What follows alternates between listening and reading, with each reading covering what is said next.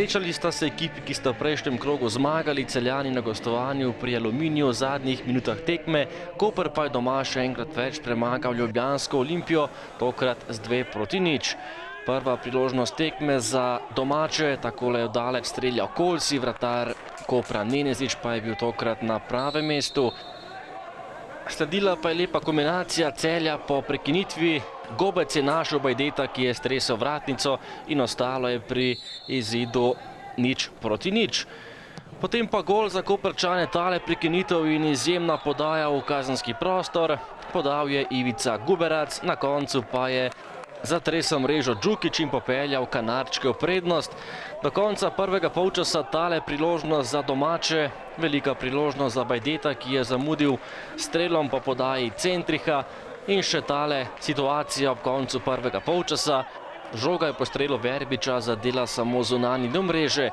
Sliko smo zdaj že v drugem polčasu. Takole najprej rumeni karton, številka 2 za Bradašjo, ki je bil izključen in z igralcem manj je tekmo končala koprska ekipa. Domači nogometaši so do konca tekme imeli pobudo in poskušali premagati Neneziča za morebitno izenačenje. Najprej je iz prostega strela meril Verbič za malenkost mimo vrat. Sledila je podaja v kazenski prostor gostujoče ekipe, vratar Nenezič je podrl Verbiča in domači so zahtevali prekršek za 11 metrovko, vendar glavni sodnik tule ni dosodil ničesar in igra se je nadaljevala. Po dobri uri igre še enkrat nevarni Celjani, žoga pred vrata, na koncu pa je žogo vendarle prek vrat uspel izbiti Nenezič in ohranil svojo mrežo še naprej nedotaknjeno.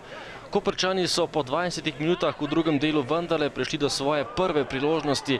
Takole so zgrešili vrata, Popovič je meril mimo vrat.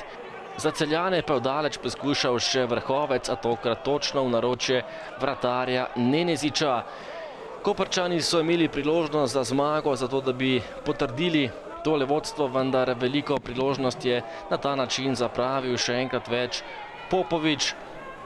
Domači pa so zapretili prek Kolsija, oddaleč je meril ta nogometaš, vendar malenkost mimo gola, tudi nekaj sreče za koprske nogometaše. Po napaki celjske obrambe pa še ena velika priložnost za Popoviča, ki je spet meril visoko prek vrat in kmalu bi bili gostje kaznovani. Takole žoga v kazenski prostor in hkrati je bila to tudi zadnja priložnost tekme na Areni Petrol. Celje Koper 0:1.